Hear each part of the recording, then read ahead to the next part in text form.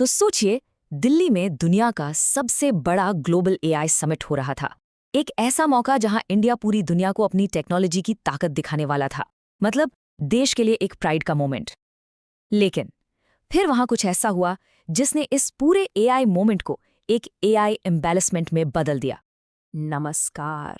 तो चलिए आज हम इसी कहानी की तह तक जाते हैं कि आखिर इंडिया के इतने बड़े, इतने एम्बिशियस एआई समिट में हुआ क्या था, जिसकी चर्चा आजकल हर तरफ हो रही है। देखिए, पहले तो आप इसकी ग्रैंडनेस को इमेजिन कीजिए। दिल्ली का भारत मंडपम, और वहां लगा था दुनिया भर के टेक जायंट्स का मेला। ये कोई छोटा मोटा इवेंट नहीं था। इसका एक ही मकसद था, दुनिया को ये बताना कि जब एआई की बात आती है तो इंडिया अब पीछे नहीं रहने वाला। यहाँ 100 से भी ज्यादा देशों के लोग आए थे। बड़े से बड़े देशों के लीडर्स, मिनिस्टर्स और दुनिया की टॉप कंपनीज के सीईओज, सब के सब दिल्ली में मौजूद थे। मतलब आप समझिए, सबकी निगाहें सिर्फ और सिर्फ इंडिया की एआई कैपेबिलिटीज पर थी। और इतने बड़े शो का स्टार अट्रैक्शन आखिर था क्या? वो था ये ओरायन, गलगोटियाज यूनिवर्सिटी का पेश किया हुआ एक सुपर एडवांस्ड रोबोटिक डॉग। और इसे प्रेजेंट कैसे किया गया? एकदम मेड इन इंडिया इनोवेशन की तरह, जिसे यूनिवर्सिटी ने अपने सेंटर ऑफ एक्सीलेंस में बनाया था। और यही है हमारी आज की कहानी का हीरो या विलेन। लेकिन जैसा कि अक्सर होता है, कहानी में एक जोरदार ट्विस्ट था। इस रोबो डॉग का वीडियो जैसे ही इंटरनेट पर वायरल हुआ, सोशल मीडिया की जनता, आप तो जानते ही हैं, उनकी नजरों से कुछ नहीं छुपता। लोगों ने सवाल उठाने शुरू कर दिए, और जो सच सामने निकल कर आया उसने सबको चौंका दिया।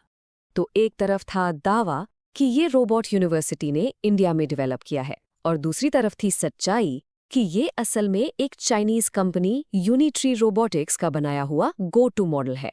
और पता है क्या, ये ऑनलाइन आसानी से करीब 2 से 3 लाख रुपए में मिल जाता है।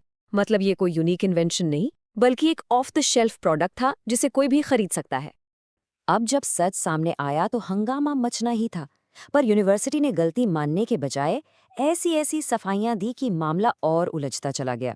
उनके जवाब ने आग में घी का काम किया। तो हुआ ये कि पहले एक प्रोफेसर ने टीवी पर पूरे कॉन्फिडेंस से क्लेम किया कि ये रोबोट उन्होंने बनाया है। जब पोल खुली तो यूनिवर्सिटी ने कहा, अरे ये तो कम्युनिकेशन एरर हो गया, डेवलप्ड और डेवलपमेंट में कंफ्यूजन हो गया। फिर पता चला कि उनका एक और सॉकर ड्रोन भी फर्जी है, वो तो साउथ कोरिया का प्रोडक्ट निकला। और आखिर में जब हर तरफ से प्रेशर पड़ा तो यूनिवर्सिटी ने माफी मांगकर सारा ब्लेम एक इल इन्फॉर्म्ड प्रोफेसर पर डाल दिया। और प्रोफेसर का डिफेंस तो सुनिए। उन्होंने कहा, I may not have come across very eloquent, which is a rare case. जिसका सीधा सा मतलब है, हो सकता है मैं ठीक से बोल ना पाए, जो कि बहुत कम होता है। मतलब साफ साफ अपनी गलती को घुमाने की कोशिश। अब आप सोच रहे होंगे कि चलो, एक यूनिवर्सिटी की गलती थी। पर नहीं, मामला इससे कहीं ज्यादा बड़ा था। ये रोबोडॉग वाला कांड तो बस एक छोटा सा हिस्सा था। समिट में आने वाले लोगों से पता चला कि वहां मैनेजमेंट का बुरा हाल था। जरा सोचिए, आप इतने बड़े ग्लोबल इवेंट में जाते हैं और वहां हद से ज्यादा भीड़ है, घंटों लंबी लाइनें लगी हैं। प्रधानमंत्री के अचानक विजिट से लोगों को बाहर ही लॉक कर दिया गया। खाने पीने की चीजों की कमी हो गई। और सबसे अजीब बात पता है क्या थी? इतने बड़े टेक समिट में फूड कोर्ट में यूपीआई ही काम नहीं कर रहा था। और हद तो तब हो गई जब एक एग्जिबिटर का सामान ही चोरी हो गया। जब पानी सर से ऊपर चला गया तो आखिरकार सरकार को एक्शन लेना ही पड़ा। आईटी सेक्रेटरी ने खुद कंफर्म किया कि गालगोटियाज यूनिवर्सिटी का स्टॉल बंद करवा दिया गया है और उन्हें समिट छोड़कर जाने को कह दिया गया। तो ठीक है, इस पूरे शोर शराबे और कंट्रोवर्सी के बीच असली हीरे कहाँ थे? क्योंकि सच तो ये है कि उस भीड़ में रियल इंडियन इनोवेटर्स भी थे, जिनका काम इस पूरे ड्रामे में कहीं दब गया। चलिए अब उनकी बात करते हैं। तो चलिए फर्जी और असली का फर्क देखते हैं। एक तरफ था गलगोटियाज का चाइनीज रोबोट, तो दूसरी तरफ था आईआईटी कानपुर के स्टार्टअप एक्स्टर रोबोटिक्स का बनाया स्वान M2। ये है इंडिया का पहला असली कमर्शियल 4-लेगेड रोबोट। ये है असली मेड इन इंडिया इनोवेशन। और लिस्ट यहाँ खत्म नहीं होती।